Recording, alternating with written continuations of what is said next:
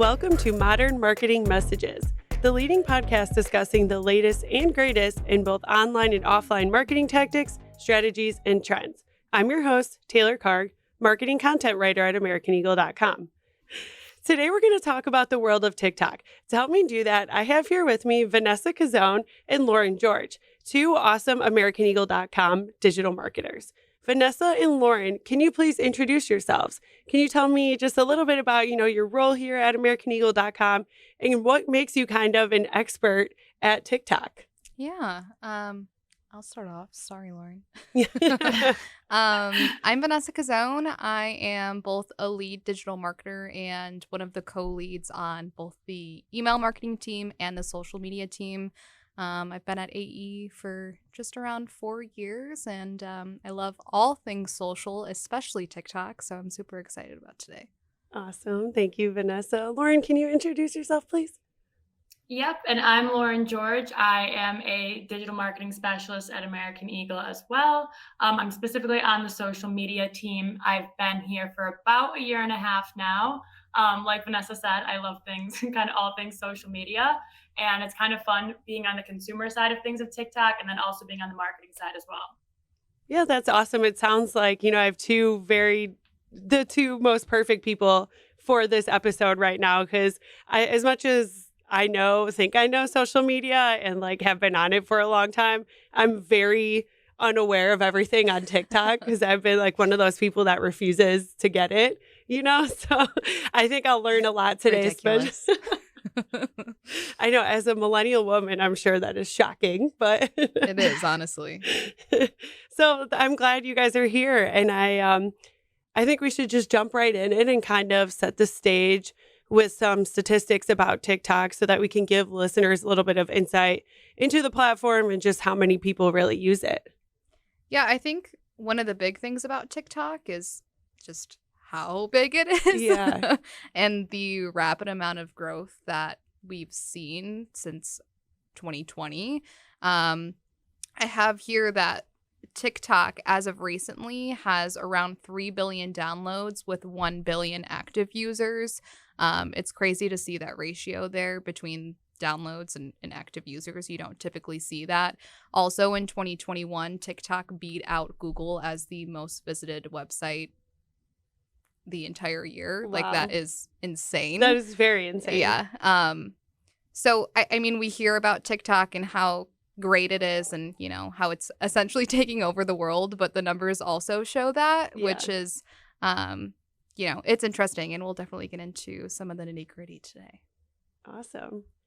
You kind of nailed exactly what I was going to say, but I think the only other thing I would include there is by the end of this year, TikTok's supposed to have 1.8 billion users, and Facebook's the number one social media app, and we know it's been around for God knows how long, and that one has 2.4 billion users. Just in 4 years, it's grown really, really quick. Yeah, totally. And then when I was doing a little bit of research prior to this episode, I did find something according to Statista, the online statistics place. I love her. According to Statista, TikTok is the most engaging social media app with an average user session of 10.8 minutes, which is more than double of any other social media app, which I thought was crazy because I feel like I know people who just spend hours scrolling through Instagram. So I mean that, yeah, I have done that too. So TikTok is crazy. I'm surprised that it's 10 minutes and not 3 hours. Yeah. Well, I was expecting to be higher, honestly. They actually have on TikTok, they have a part of your feed pop up, a woman pop up and be like, hey, we know you've been scrolling for a while. Might be time for you to get off the app. And I'm like, scroll, keep going. Oh my gosh. So if you hit a certain point on TikTok before bed every single night, obviously I sit there and I go on TikTok and go through things, and I'll literally get it's hey, you've been on for a while. Maybe you should go to bed. And I'm like, oh my gosh, that's incredible. I get that way too often. It's really bad. I feel like most people I know who are on TikTok, they're I spend way too much time on it. So yeah, hey, there's got to be that makes sense though with those over 3 million or 3 billion downloads. It's because people delete it when they have important things to do. Yeah. They can't be distracted. I've been there. I'm I have a big exam in college or something like that, where you had things coming up and it's you can't afford to be distracted by it. But then it's like, okay, it's over. Now we re-download it. Yeah. So, I mean, the downloads make sense to me. Yeah. Yeah, I've Yeah. seen a stat that there are over 1 billion TikToks watched every single day. 1 billion every single day. Yeah. Oh my goodness. A little spooky. That is a little spooky. So I think, before we start getting into all the benefits and how businesses are actually using TikTok to their advantage, I want to talk about some of the common misconceptions people have about TikTok. I know I probably have some misconceptions about it as well. So I wanted to hear your guys' thoughts about those, as the experts who do this every day personally and for your job.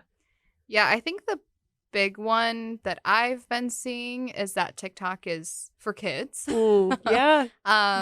Which is true. It definitely did start out that way.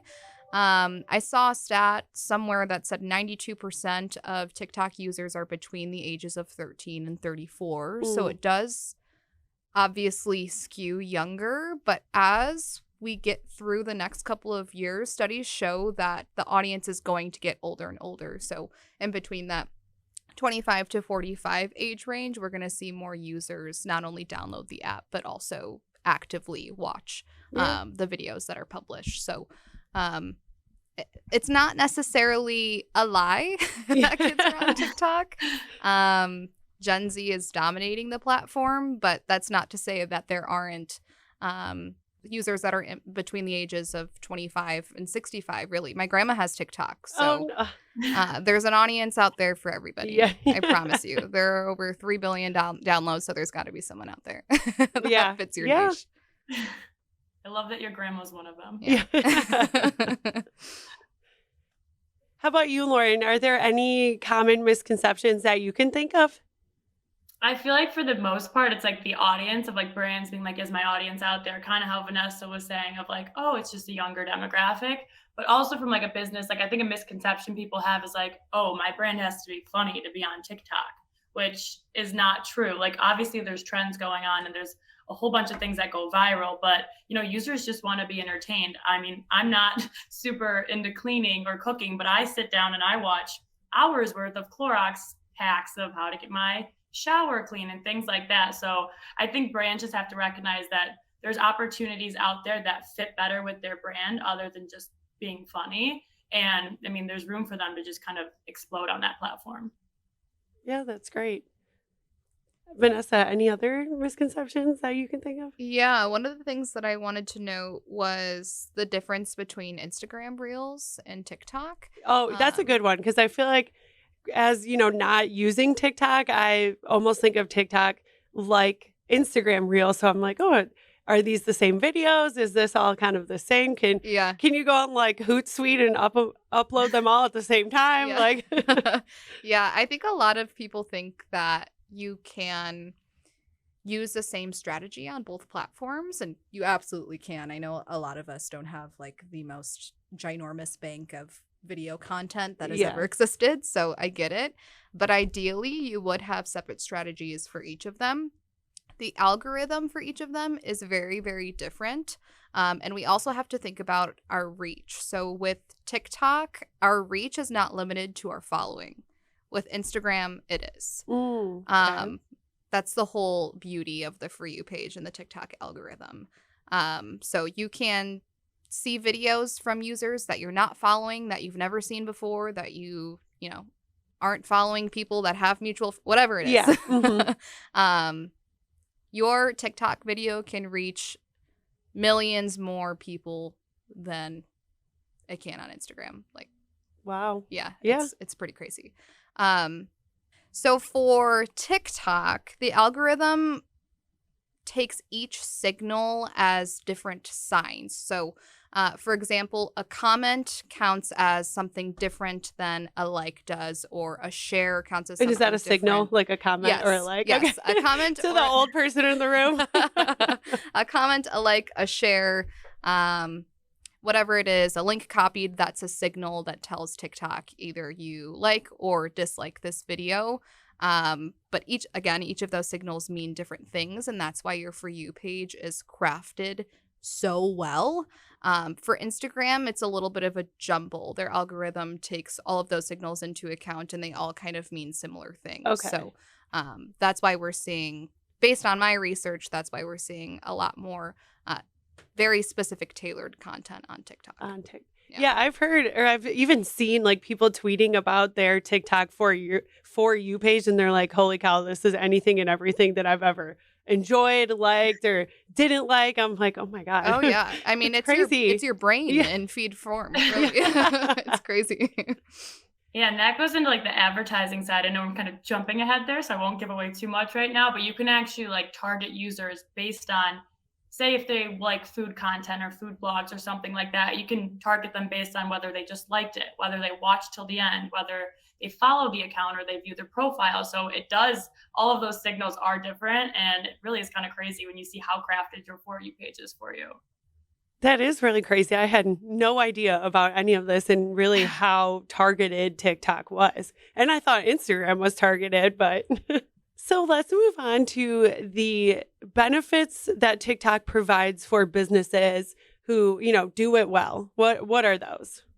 From my perspective, a lot of it is about brand awareness. Specifically for my clients, I haven't seen TikTok bring, an abundance of leads or an abundance of transactions, but it's more so getting your name out there and getting your message out there. Yeah. There is a certain level of virality on TikTok that we haven't seen before on other social platforms. So if you're posting the right content and it's hitting the right people, you can explode in ways that you would never believe. But it all comes back to the messaging and what's in the content of that video. So it really is about brand awareness, like I said. But that's goes back to making sure that your content is the right content that you want to get out there.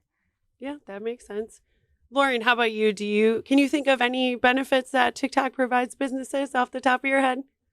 Yes, I'm laughing because I'm going to counter what Vanessa just said. Oh, sorry, Lauren. I love it. We work together too much. I do think brand awareness is like definitely what brands get out of TikTok. But I think if you're a brand that does it really, really well, the opportunity to make revenue off of TikTok is absolutely crazy. Like there are products that sell out a year's supply in a week because they went viral on TikTok. Oh. There was it was like Elf Makeup or Elf Cosmetics had this like Halo foundation go out that was basically like a mock of this really high-end expensive one, and they created it, sold it for $12, and it sold out everywhere. Like you could not find it ever. I went to like 5 different Ultas and Targets looking for it myself. Like I was on that end, and it's crazy that like because of TikTok, they were able to sell all of this product out, and they have people like on basically a chase trying to find their products. Yeah. And I know there's like a bunch of like beauty influencers who like partner with brands, and there's a bunch of opportunities for like stores where one thing goes viral and it's sold out. And that what could have taken them without TikTok, months to get that inventory out. So I do think brand awareness is like definitely a huge part. But for those big name, big company brands who have products who really struck and went viral, I mean, it's actually kind of crazy to see like how their products sold so fast. Yeah. And I feel like with that virality comes, how they engaged with all of those new customers. You probably wouldn't have bought that Halo foundation if you didn't see that video and see, everyone posting about it and how much they liked it. And then you saw it and you're like, whoa, okay, now. And if you eventually did find it and you liked it, you're going to continue to buy that product. Right. Exactly.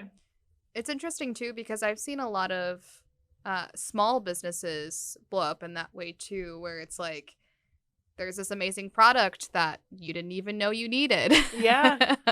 And small businesses are just like, they don't even know what to do with themselves. They don't know, that they need to expand into a warehouse from their own house, their own apartment, whatever it is. Again, if you're hitting the right audience with the right message, crazy things can happen. Like kind of going off of that with like the small business, it literally takes one person on TikTok to give a review of a product for it to blow up. Like it takes one person. And I've even seen people who are like, my first video, I didn't have a lot of followers, and I was talking about this product I was reviewing, and then all of a sudden it blew up and the product sold out. So it's kind of crazy how powerful, one person giving their opinion is. Right? Like if you go on the website, there's hundreds being like, these are great, these are fantastic. And like people look at them, but it's not like, oh, these are going to sell out because 100 people commented on my website how much they like these. Whereas like TikTok, somebody hops on and is like, these are great, these aren't great. And boom, your product's either going to make it or it's not. That's a great point, because I've even bought products like that where on Instagram, some influencer is like, oh, I just found this brand and I love it. And I'm like, okay, sold. Yeah. And I don't hesitate, Yeah. They have like on TikTok too, like the TikTok made me buy it. And I'm like, that's me. Like, I'm like, TikTok literally made me buy it. I need to check out that one. But you're going to go down a dangerous rabbit hole. Maybe wait on that one. But yeah, I'm like, there's so many products too that you've never even heard of. And then you go down and look at all these products and all these reviews, and it's like, all right, I'm sold within a 15-second clip. They have you. It's just crazy. To piggyback off of this conversation, though, one of the other misconceptions that I found is that people seem to think that they are going to go viral right away. They're going to get immediate results. And we're talking like that's true. Most of the time, it is not. Consistency is key on any social platform, but especially with TikTok. There are those rare instances where, an account will post one TikTok and, that's it. They've sold out all of their product. But again, that's not the case for the majority of the time. You need to have a strategy. You need to have a very strict cadence. You need to have that video content available in order to publish, and then kind of go from there. Yeah, that's a great point, because I think, from just how excited we were about everything, we were like, yeah, someone might think that. So I just thought of this question, and it's kind of what you two do on your day-to-day. So what kinds of customers do you typically work with for TikTok? Are yours more B2B, or are they more B2C, and kind of how does that work? I can let Lauren take some of this, but I will say a lot of what we're seeing is B2C. Okay. But that's not to say that B2B businesses do not belong on TikTok. So take it away. Yeah, that'll be my next question on how they can leverage it. But okay, I would say then the answer to that one would be B2C, which is honestly, we haven't dealt with, I personally haven't, Vanessa, I don't know about you, any like B2B. But targeting wise, I mean, they make it, as we were talking about earlier, when we do these TikToks, they make it really easy to kind of, if you know your consumer and you know your audience really well, it's really easy to get growth. Not really easy, because that's going to be a misconception now. But it's easy to get your video in front of the right audience if you know them well, based on like how they're going to interact with other kinds of content. I'm not sure anything on the B2B side personally. Vanessa, I'm not sure if you know anything. Yeah, I have not seen anything on the B2B side, but that makes sense, and I think, like you said, there is potential, which definitely kind of segues perfectly into my next question, and that is let's start with B2B. How do you think B2B companies can leverage TikTok's potential to, reach all of those new customers and kind of spark some growth opportunity there? So I think when businesses think of TikTok, they think like dance videos and, being funny, like Lauren was talking about, which is true. That still exists. But there are definitely different niches within the platform. Like there are satisfying videos, there are storytime videos, there are, travel tips, financial tips, things like that. So it's figuring out kind of where you fit in. But I always say, I use this example all the time. So my dad has a carpet cleaning and flood restoration business. And I was like, you need to be on TikTok. And he's like, are you crazy? Why would I belong on TikTok? But I did some competitor research for him. Oh. And there is this one account, I want to say it's like Ultra Steam Carpet Cleaning or something like that, that literally posts like 5-second videos of them just cleaning carpets. No trending sounds, nothing. Yeah. Just the background noise of the cleaner to the carpet. Yeah. And it's satisfying to see the before and after. It really is satisfying to see that. Yeah. And there's one video of somebody literally just taking a broom and scrubbing dirty grout, and it has 9.9 million views. Whoa. Yeah. So after my dad saw that, I did go ahead and create him an account. Oh, He is I on love that TikTok. for you. But yeah, it's figuring out where you fit in, and that doesn't always mean, like just straight up selling your services. Yeah. Like it's being a resource and being the expert in your industry or in your field, in more of a fun and creative way, if you will. Yeah, totally. Lauren, how about you? You said you work more with, the B2C clients. What are some, opportunities for B2C clients to really leverage TikTok's, growth opportunity? Yeah, I definitely think it gives like your brand a chance for people to kind of see past the surface level of, oh, we sell X. Like all we are is a can company, or all we are is a cleaning company. It lets them see more to you. There's more to the brand. You get to see the faces behind the brand. Something we do for Red Gold specifically is we'll do like behind the scenes posts. Ooh. And it's really interesting because, you get the can and you don't know the whole process, what goes behind it, how much goes into it, where we get to kind of showcase like behind the scenes of this is all we do to really get your product to you. Like a lot goes into it. So it's just really cool for consumers to say like, I didn't really think about this tomato that I'm eating or any other product like that, but what it really took for it to get here. It's just a different perspective and it's really cool. And, people who work at the company, they see that every day. Yeah. But it's like, there's so many people out there who are on TikTok who don't realize all the things that go into it or how much effort goes into it. So it's just kind of a really cool way to kind of showcase, what your brand does, who you are. Could even show some history. And it's kind of like what's important to your brand as well.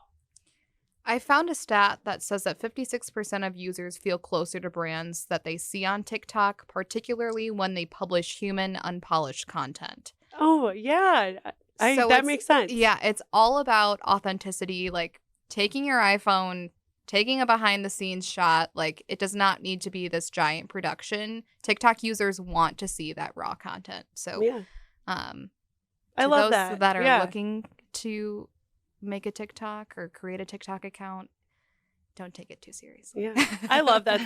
The whole authenticity thing too. Because you said 56% of people, but I think, a lot of us can agree with that, that we'd like to see, the can production and everything that goes into making that Red Gold tomato can. Yeah. I think it's cool too, is like in the perspective of like social media, so many people get caught up of like, we need to have this exact look and this exact branding and this aesthetic on social media, like Instagram versus TikTok, for example. Everything on Instagram has to be so polished and so perfect that when somebody comes to your page, whether it's a brand or person, whatever it is, like it has to be to a T exactly what you want them to think of it. Whereas they come to TikTok and they're like, I just want to be entertained. Show me something I haven't seen before. So I think it is that cool, authentic side that's really drawing so much attraction to TikTok, is that it's the first platform that's really kind of being genuine to the brands and to people on the platform. So I think that's kind of what's making it stand out. And it's also cool is like all these other platforms are starting to mimic TikTok because they're seeing the success of it. Like it's crazy that Instagram and YouTube are kind of following suit. Like TikTok kind of popped and started with the video content being like the number one thing right now. And Vanessa brought up like Instagram Reels, and now there's YouTube Shorts that are like little, they're the same dimension basically, and they're like 1 minute clips on YouTube. Like YouTube's been around for years. Yeah. And now all of a sudden TikTok's doing really well, and Instagram Reels are doing well. And it's like, okay, how can we kind of get on that train? And it's the newest kind of guy on the block, yet everyone here is following him around, which I think is kind of cool. Yeah. I think this is just like a TikTok I just got really hype excited. Sorry. podcast. Yeah. A lot of hand motions were going on. Yeah. It's just a really exciting topic for It you, is. Lauren. It really I love is. TikTok. So, as an AmericanEagle.com, we are, a digital agency. A lot of what we do is digital marketing. And within that is a lot of, paid advertising work. Where does paid advertising fit on TikTok? I know you can do that on Instagram. I know people even do it on like LinkedIn and Facebook. So where's paid ads place on TikTok? Yeah, that's a good question. Paid ads are very interesting on TikTok. I always start out my conversation with clients surrounding this topic with, okay, do you know the difference between a creator account and a business account? If not, here's what it is. Yeah. Do you want to explain that difference? Yes. Okay. So once you transfer over to a business account, which is very, very easy, it's literally like 3 clicks and you're transferred over. But once you do that, you lose pretty much all access to trending sounds. Trending sounds on TikTok are, I'd say, the majority of what makes videos go viral. Because, you know, I'm sure whoever's listening probably has like a TikTok sound stuck in their head at this very moment. But yes, you only get access to a very small library of commercial sounds, which most of the time are not used when creating trends, when creators create trends. Yeah. Why do you think that is? That's probably a very loaded question that can be hard to answer, but I honestly that don't seems know. so bizarre. It is very I bizarre. think licensing issues is the reason why. Oh. Every time I pop up, it's like commercial licensing only. But I will say that for those commercial sounds, they have within commercial sounds like viral trending on TikTok. Granted, those numbers are a lot lower than the actual like trending sounds. We don't even realize sometimes on TikTok, like we're being targeted by an ad because it says sponsored so small. So like you'll hear some of these sounds and not realize like, oh, this is an advertising sound. So like when I'm on TikTok now, I'm like, I know exactly what this is. But there are sounds that are trending within the commercial usage. It's just not as big of a reach that you're going to get with using it. They're not I the got same. you. Yeah. Yeah. The niche sounds you will get with a creator account. The more like general sounds you'll get with the business account. But of course, when you transfer over to a business account, you get access to analytics. You can run all the paid ads you want. And you can also set up an e-commerce shop. But it's just hard to keep up with the trends when you don't have access to those sounds. So it's something to think about. Do you want to focus more on the paid side of things, or do you want to focus more on the organic side of things? We have clients that we do paid ads for on TikTok, so we've like found workarounds for that.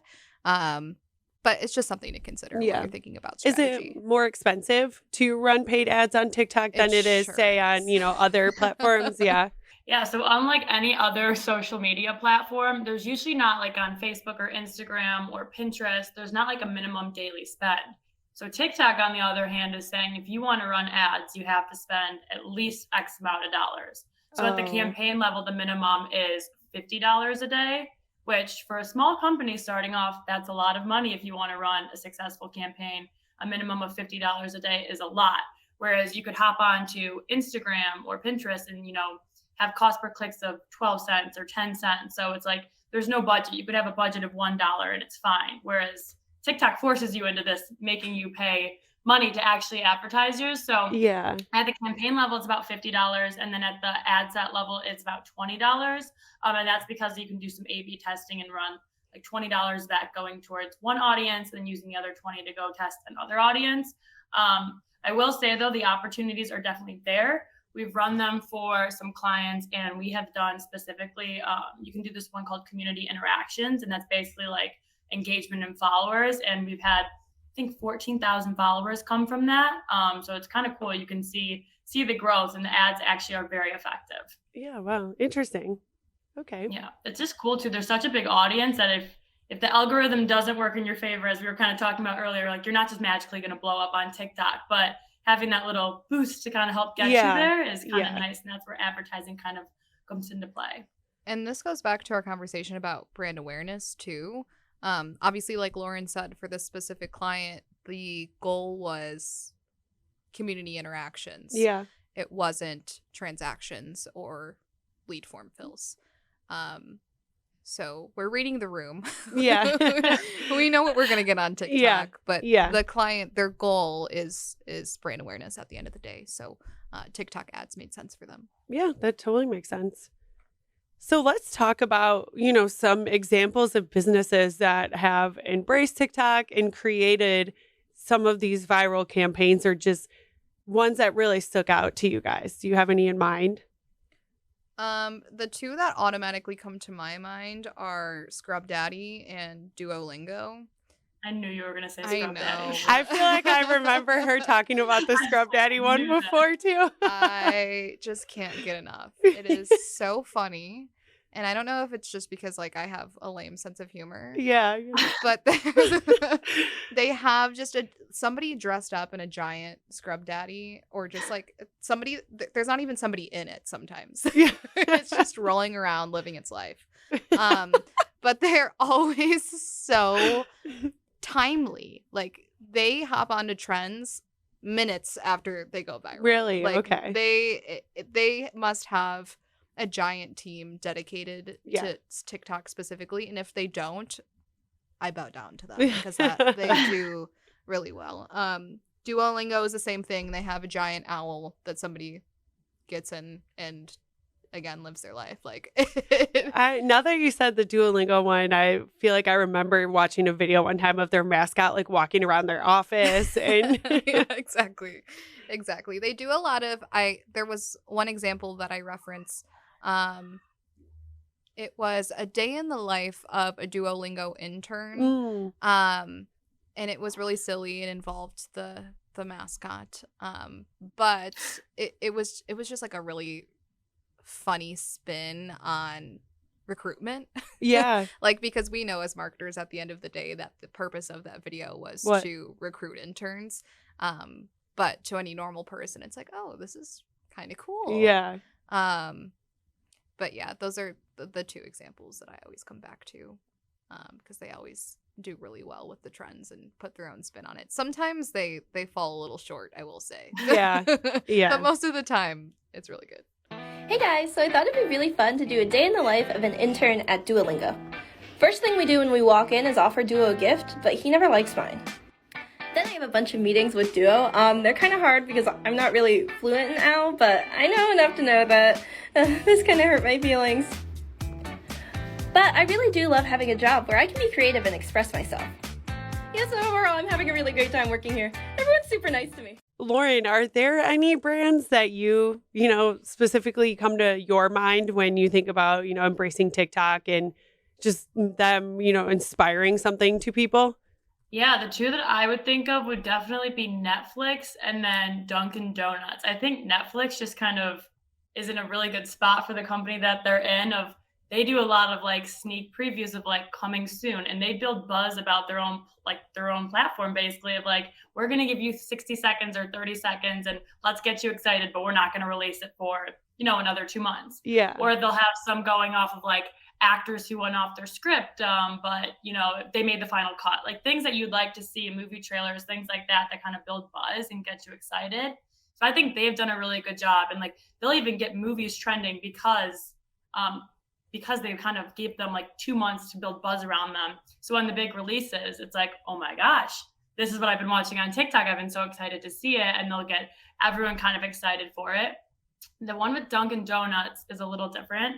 I think what I love about this one is that it's so out there for them, but it's because of TikTok. So Dunkin' Donuts, I'm not sure if you guys know, this is now in a makeup collab. If you think about, if you asked somebody 5 years ago or 10 years ago, like, Dunkin' Donuts is going to have a makeup line, you would look at them like they were insane.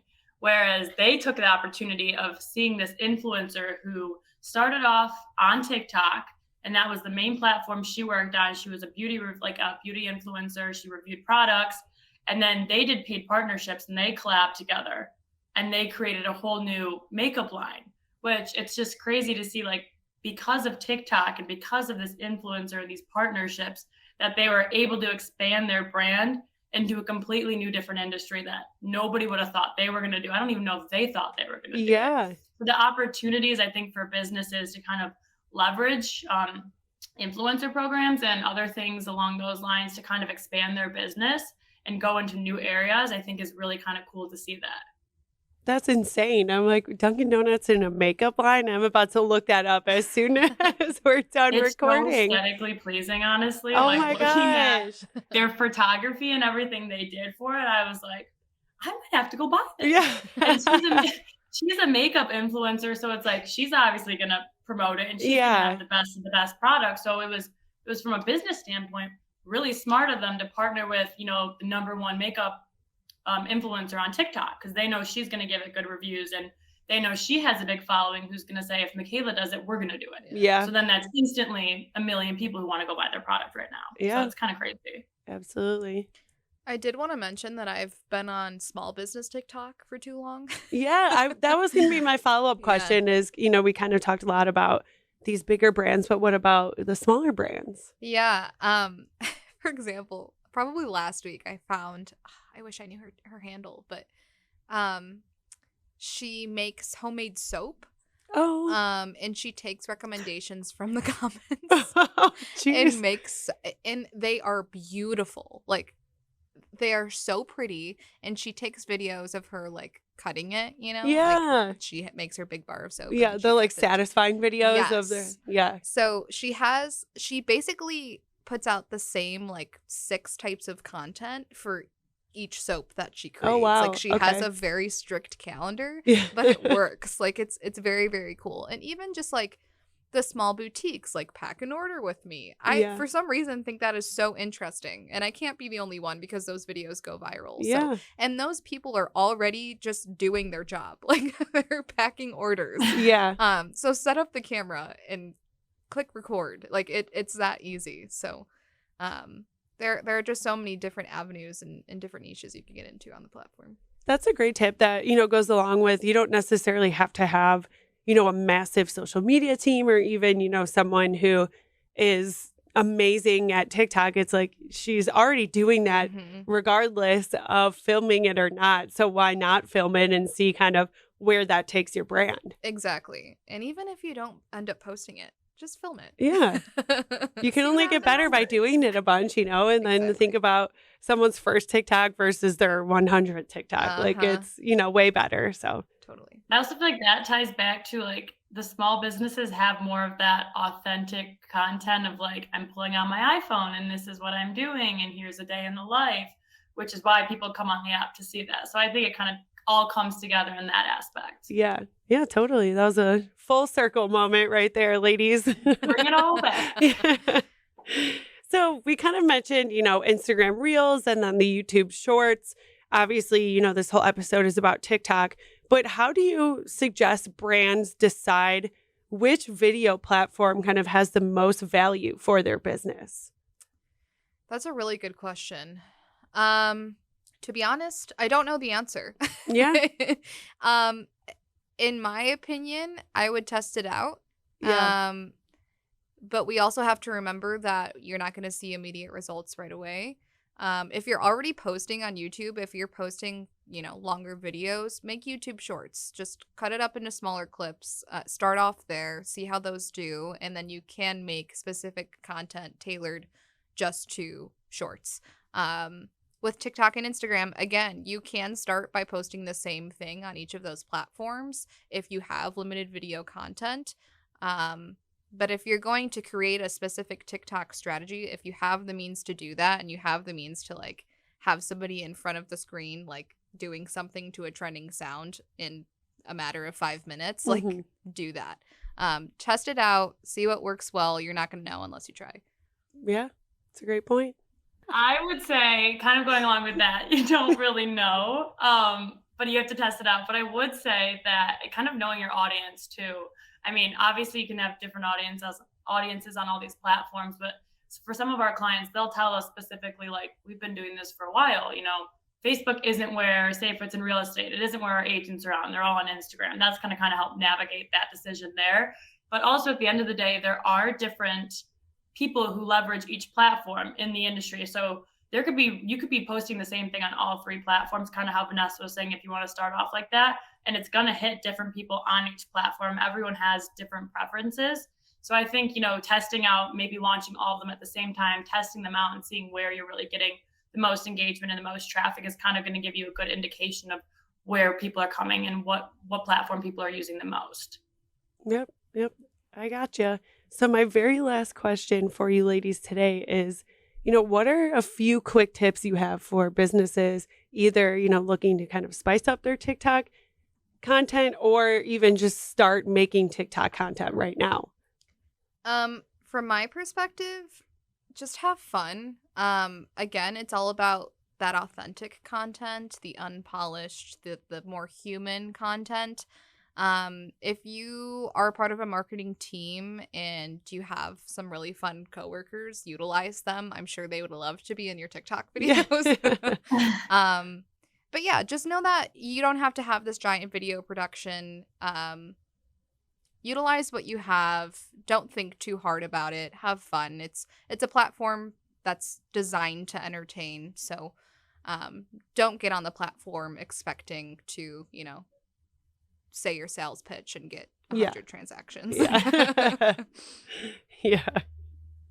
Lauren, do you have any quick tips, or did Vanessa kind of sum them all up for us? She always sums it up really good. She's good at that. The only other thing I would really say is, just keep it short, sweet, and to the point. Everyone wants to be entertained and you want people to watch that full video. I know people get kind of caught up and I have to perfect this, and it ties back to that authenticity that she was just talking about. But it doesn't have to be perfect, make it short, make it fun, and everyone's going to love it. So I think that's kind of the best way. And I also think when it comes to trends too, like there's going to be trends for your business to leverage. But I think it's important to note, like, not every trend is going to align with, your business values. And some things like don't work, for example. So I think just making sure that, do what's trendy, but stay true to your brand. And like Vanessa said, just have fun with it. Fabulous. Thank you, ladies, so much for joining us today. I learned a ton about TikTok. I am like 97% convinced that I should just join it instead of refusing. But I really did learn a lot today about everything, with businesses and starting their TikToks. And I'm sure our listeners will too. So thank you again. Thanks for having us. Thanks for having us. Thank you for listening to Modern Marketing Messages. For more information about the topics discussed today, check out the description of this episode. If you like this episode, follow the podcast wherever you listen to them to stay up to date with us. While you're at it, give us a rating and share this podcast with others. Don't forget to follow us on social media at Modern Marketing Messages. This episode is brought to you by AmericanEagle.com Studios. I'm Taylor Carg, and I'll be back with another Modern Marketing Message.